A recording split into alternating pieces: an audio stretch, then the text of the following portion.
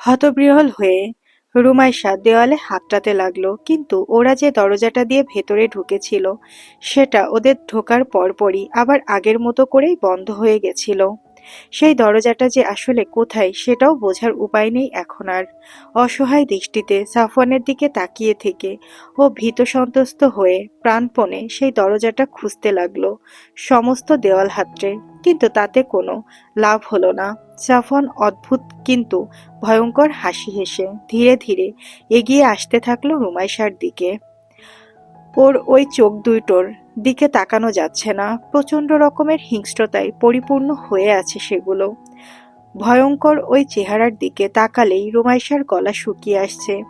বের হওয়ার দরজা খুঁজে না পেয়ে অবশেষে হাল ছেড়ে দিয়ে দেওয়ালে পিঠ ঠেকিয়ে সাফওয়ানের দিকে নিষ্প্রভ দৃষ্টিতে তাকিয়ে রইল রুমাইশা। ওর আর কিছুই করার নেই, সাফওয়ান যদি এখন ওকে মেরেও ফেলে তবুও কিছু করার থাকবে না। মনে মনে কালিমায়ে শাহাদত পড়তে লাগলো ও, আর সৃষ্টিকর্তার কাছে মনে প্রাণে ক্ষমা প্রার্থনা করতে থাকলো। সাফওয়ান ওর দিকে প্রতিটা কদম এগিয়ে আসার সাথে সাথে ওর হৃদস্পন্দন বেড়ে চলল। চোখ বুজে নিল ও প্রাণপ্রিয় স্বামীর হাতে এই মুহূর্তে মৃত্যুবরণ করার জন্য। মৃত্যুকে গ্রহণ করার জন্য নিজেকে প্রস্তুত করে নিল ও। আর তার কিছুক্ষণ পরই নিজের খুব কাছে সাফওয়ানের উপস্থিতি অনুভব করল রুমাইশা। সাফওয়ানের ভারী নিঃশ্বাস পড়ছে ওর মুখের ওপর, আর সেই সাথে ও অনুভব করল সাফওয়ানের শরীরে কিলবিল করতে থাকা অজস্র সাপ। সাফওয়ান ওইভাবেই দাঁড়িয়ে রইল রুমাইশার সামনে, ওই তির্যক চোখে রুমাইশাকে দেখতে থাকলো ও। হঠাৎ করেই রুমাইশার চোয়াল শক্ত হয়ে এলো, হারিয়ে যাওয়ার সাহস ফিরে পেল ও। হঠাৎ করে ওর মনে মনে দৃঢ় বিশ্বাস নিয়ে শক্ত হয়ে দাঁড়িয়ে রইল, ওটা জেনে যে সাফওয়ান ওর কোনো ক্ষতি করবে না। সাফওয়ান তো ওকে ভালোবাসে, ও তো সাফওয়ানের স্ত্রী। সাফওয়ান ওকে কেন আঘাত করবে? মোটেই সাফওয়ান আঘাত করবে না ওকে। এতক্ষণ ওর সাফওয়ান স্বাভাবিকই ছিল, এই সরীসৃপগুলো ছোঁয়া পেয়েই সাফওয়ান এমন অস্বাভাবিক হয়ে গেছে। এদের মাঝেই কোনো ঝামেলা লুকিয়ে আছে যা ও বুঝতে পারছে না। ওর চোখ মেলা প্রয়োজন এক্ষুনি। এইভাবে ভয় পেলে চোখ বন্ধ রেখে কিছুই হবে না।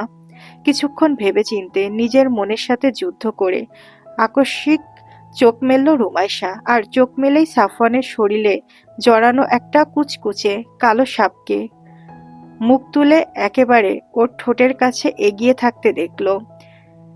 সেটার লকলকে কালো জিহ্বা থেকে থেকে বের হচ্ছে। চোখে তার অদ্ভুত দৃষ্টি রুমাইশার দিকে নিবদ্ধিত, যেন জিহ্বা দ্বারা এক্ষুনি রুমাইশার ঠোঁট ছুঁয়ে দিবে সাপটা। হঠাৎ করে সামনের পরে সাপের চেহারা পেয়ে রুমাইশা নিজের অজান্তেই চমকে উঠে আকস্মিকভাবে ক্ষিপ্ত গতিতে সাপটার গলা ধরে টেনে ছুঁড়ে ফেলে দিল একপাশে। কিন্তু সাপটাকে ছোঁয়ার সাথে সাথেই সাপটার গলাটা যেন পুড়ে গেল। সাপটার গলা থেকে ধোঁয়া উঠতে লাগলো, পোড়া মাংসের গন্ধে বাগানটা ভরে উঠল যেন। সাপটা মাটিতে পড়ার সাথে সাথেই কিছুক্ষণ ছটফট করে ছুটে পালালো ঝোপঝাড়ের আড়ালে।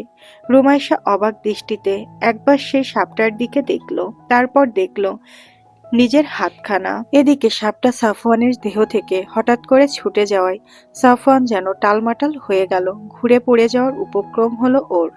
রুমাইশা তখনই বুঝে গেল ওর কি করতে হবে। সাথে সাথেই সাফওয়ানের একেবারে কাছে এসে সাফওয়ানকে নিজের সমস্ত শক্তি দিয়ে প্রাণপণে জড়িয়ে ধরল সমস্ত কিলবিল করা সাপসুদ্ধ। আর সাথে সাথেই ওর স্পর্শ পাওয়া সমস্ত সাপ যেন নিজেদের শরীরের অদ্ভুত ধরনের যন্ত্রণা অনুভব করলো। একে বেঁকে ছটফট করতে করতে যেরকম ভাবে ছুটে ওরা এসেছিল ঠিক সেভাবেই পুড়ে যাওয়া প্রায় অর্ধগলিত শরীর নিয়ে যে যেদিকে পারল ছুটে পালালো। যে সাপগুলো শরীরের রুমাইশার স্পর্শ লাগলো না সেগুলো অন্যগুলোর তাপে আর চাপে সাফওয়ানের শরীরটা ছেড়ে দিয়ে পালিয়ে গেল। রুমাইশা খেয়াল করলো সাপগুলো এতক্ষণ সাফওয়ানকে কামড়ে ধরেছিল। যেখানে যেখানে ওরা কামড়েছে সবখানে দুই দাঁতের দাগ বসে গিয়েছে, নীল হয়ে আছে।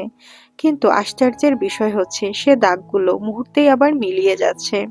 রুমাইশা বুঝল সাফওয়ানের এত ভয়ঙ্কর রূপের কারণ। কয়েকদিন পর পর সাফওয়ান ছাদ থেকে লাফ দিয়ে আসলেই এদিকে কেন আসতো? এতদিনে বুঝে গেল ও, কিন্তু কেন আসবে? ও নিজের ক্ষতি করার জন্য? সাপগুলো তো ওর শরীরে বিষের পরিমাণ আরো বাড়িয়ে দিচ্ছে। তারপর ও কেন আসে এখানে? নাকি ওর অভ্যাস হয়ে গেছে সাপেদের বিষটা? ওর ওই হঠাৎ অসুস্থতা কি এই বিষের অভাবের কারণেই? কিন্তু এদিকে সাফওয়ানের শরীর থেকে সবগুলো সাপ এক ঝটকায় ছুটে যাওয়ায় সাফওয়ান নিয়ন্ত্রণ হারালো নিজের উপর থেকে, টালমাটাল হয়ে পড়ে যেতে নিল ও। আর তারপরই নিজেকে সামলে নিয়ে প্রচণ্ড ক্রোধে হিতাহিত জ্ঞানশূন্য হয়ে গেল ও। দাঁতে দাঁত চেপে মুখ দিয়ে অদ্ভুত চাপা গড়গড় শব্দ করতে করতে ও এগিয়ে এলো রুমাইশার দিকে। রুমাইশা ভয় পেল না, সেখানেই দাঁড়িয়ে রইল। সাফওয়ান ওর কোনো ক্ষতি করবে না সে বিশ্বাসে জীবনের ঝুঁকি নিয়ে ঠায় দাঁড়িয়ে রইল ও। এক পাও নড়ল না ও। সাফওয়ান ক্ষিপ্ত হয়ে এগিয়ে এলো রুমাইশার দিকে। এই মুহূর্তে ওর প্রাণপ্রিয় স্ত্রী ওর রিমুকে ও চিনতে পারল না। ক্ষিপ্ত গতিতে রুমাইশাকে ধাক্কা দিয়ে সরিয়ে দিল নিজের সামনে থেকে। ধাক্কা খেয়ে রুমাইশা ছিটকে গিয়ে বাড়ি খেলো পেছনের দেয়ালে। আর তারপরই সাফওয়ান বিদ্যুৎ গতিতে রুমাইশার কাছে এসে রুমাইশার গলা ধরে উঁচু করে এক ঝটকায় উপরে উঠিয়ে নিজের উচ্চতার সোজাসুজি করে নিল। রুমাইশার পা শূন্য থেকে উপরে উঠে গেল প্রায় 1 ফুট। সাফওয়ানের ইস্পাত কঠিন হাতের চাপে দম বন্ধ হয়ে আসলো ওর। আর তারপরই সাফওয়ান ওর গলা চেপে ধরেই ক্ষিপ্ত গতিতে ওকে টেনে নিজের মুখের কাছে নিয়ে এসে ওর গলা আর বিউটি বোনের মাঝখানে বসিয়ে দিল ওর বিষদাঁত আর ছুঁড়ে দিল ওর মারাত্মক বিষাক্ত ভেনমের খানিকটা রুমাইশার গলাতে। আর সেই ভয়ঙ্কর কামড়টা দিয়েই আবার রুমাইশাকে ছুঁড়ে দিল পেছনে থাকা দেওয়ালের দিকে। ছিটকে পড়ে দেওয়ালে বাড়ি খেয়ে মাটিতে আছড়ে পড়ল রুমাইশা। অসহ্য যন্ত্রণায় দিয়ে ভেনমটা সারা শরীরে ছড়িয়ে পড়তে লাগলো ওর। মুখটা ওর এখনো সাফওয়ানের দিকে ফেরানো। সাফওয়ান নিজের হুঁশে নেই, উন্মাদের মতো মাটিতে হাঁটু গেড়ে বসে অর্থহীন আর্তনাদ করতে থাকলো ও। মাটিতে আছড়ে পড়া রুমাইশার চোখ দুইটা বিষের প্রকোপে ধীরে ধীরে বন্ধ হয়ে আসতে লাগলো। তবুও শেষবারের মতো বড় বড় করে চোখ মেলে একবার সাফওয়ানের চেহারাটা দেখে নিল ও। হাঁটু গেড়ে বসা সাফওয়ানের বিশাল শরীরটা ধীরে ধীরে মাটিতে শুয়ে পড়ল। কণ্ঠস্বর স্মিত হলো ওর। তারপর জ্ঞান হারালো সাফওয়ান। অসহায় চোখে সাফওয়ানের ওই মাটিতে পড়ে যাওয়া দৃশ্য অবলোকন করে রুমাইশার চোখ দুইটা বন্ধ হয়ে গেল একবারে। রাত নেমে এসেছে ধরণীতে। পাতালের ল্যাবে মাটিতে পড়ে আছে দুজনই, মানব মানবী। কতটা সময় পার হয়ে গেছে তার কোনো হিসেব নেই। রুমে থাকা সাফওয়ান আর রুমাইশার ফোনে শত শত মিসড কল, কিন্তু সেটা দেখার কেউ নেই। মাটিতে মুখ থুবড়ে পড়ে থাকা সাফওয়ান একসময় ধীরে ধীরে চোখ খুলল। আশেপাশের সাপগুলো ওর থেকে দূরত্ব বজায় রেখে মাথা উঁচু করে দেখছে ওকে, কিন্তু কেউ কাছে আসছে না। সাফওয়ান কিছুক্ষণ তাকিয়ে রইল সেদিকে। কিছু মনে পড়ছে না ওর। হঠাৎ করে সাপগুলোর থেকে দৃষ্টি ফিরিয়ে ঘাড় ঘুরিয়ে ডান দিকে চোখ ফেরালো। আজ চোখ ফেরাতেই দেখতে পেল রুমাইশার নিথর দেহ। হতচকিত হয়ে দ্রুত পায়ে উঠে দাঁড়িয়ে দৌড়ে সেদিকে গেল সাফওয়ান।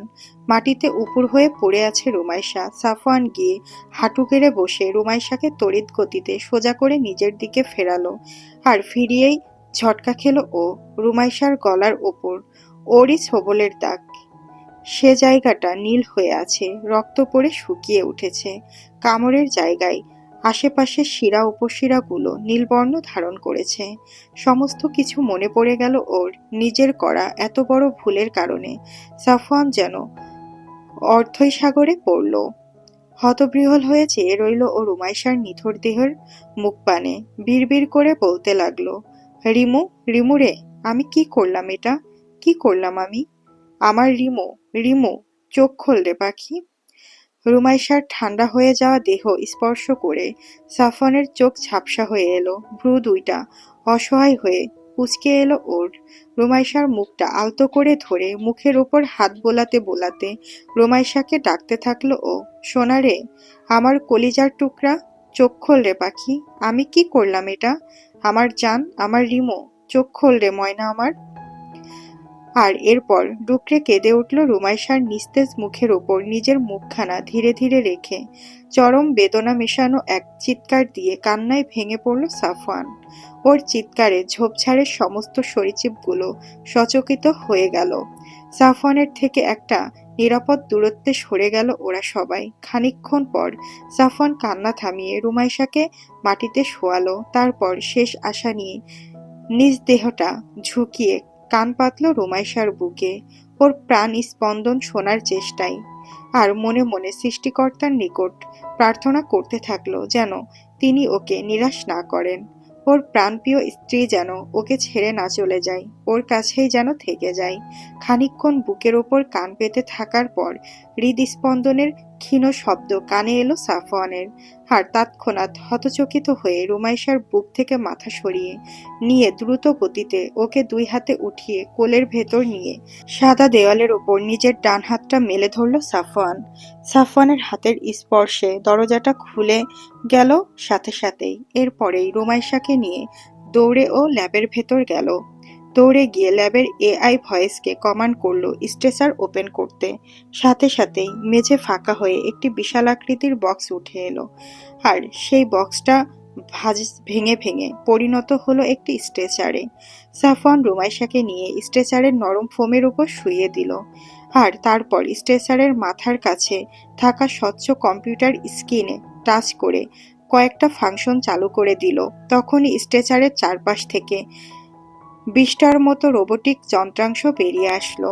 এরপর সাফওয়ান মৌমাছির কুটিরের মতো বক্সগুলো থেকে দ্রুত পায়ে নির্দিষ্ট কতগুলো লিকুইড নিয়ে ভিন্ন ভিন্ন সিরিঞ্জের ভেতর প্রবেশ করালো। আর তারপর সেই সিরিঞ্জগুলো লাগিয়ে দিল স্ট্রেচারে থাকা যন্ত্রাংশগুলোর মাথায়। এরপর স্ট্রেচারের মাথার কাছে থাকা কম্পিউটারের স্ক্রিনে স্পর্শ করে কমান্ড দিতেই সমস্ত সিরিঞ্জের সুচগুলো একসাথে রুমাইশার শরীর ভেদ করে মাংস, শিরা, উপশিরার ভেতর ঢুকে গেল। আর সাথে সাথেই স্ট্রেচারের ওপরেই ভয়ানকভাবে লাফালাফি করে ছটফট করতে থাকলো রুমাইশা। সাফওয়ান চোখ মুখ শক্ত করে সে দৃশ্য দেখতে থাকলো। ওর কাছে আর কোনো রাস্তা নেই এটা করা ছাড়া। নিজের ভেনমের অ্যান্টিভেনম নেই ওর কাছে। ছোটবেলার কামড়ের ভেনমটা ব্ল্যাক মাম্বার ছিল, কিন্তু এখন সে ভেনমটা বদলাতে বদলাতে সম্পূর্ণ নতুন এক ভেনম সৃষ্টি হয়েছে যার কোনো অ্যান্টিভেনম নেই। আর ও নিজেও অ্যান্টিভেনম তৈরি করে উঠতে পারেনি। কিন্তু রুমাইশাকে বাঁচাতে একটা শেষ চেষ্টা করলো ও।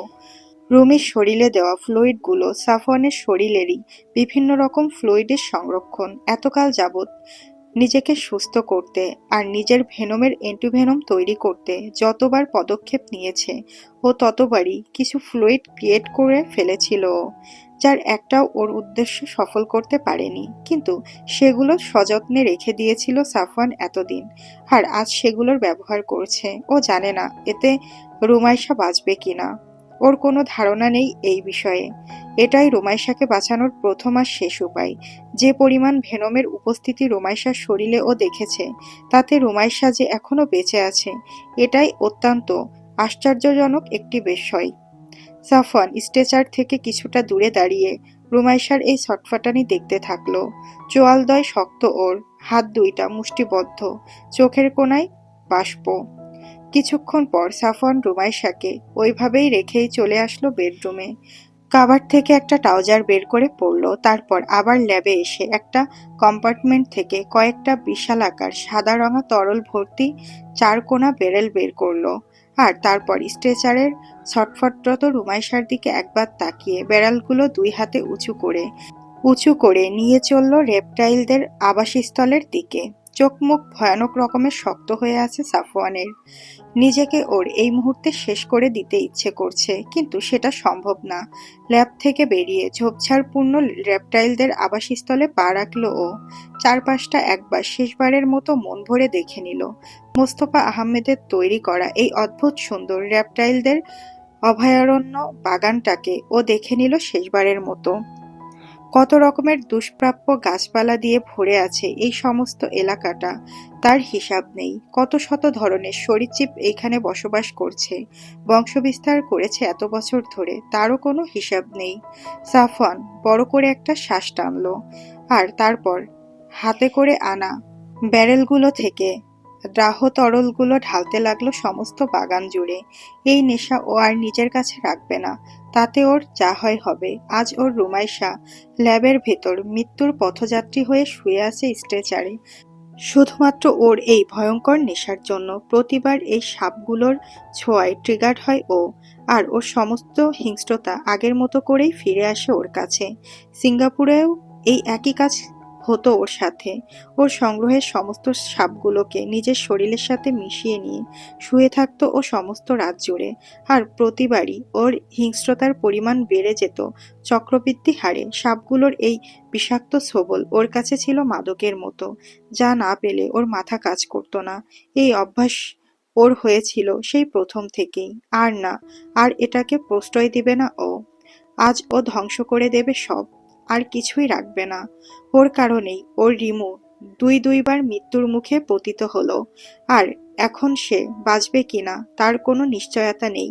এই জঙ্গল কোনো কাজে আসবে না ওর আর।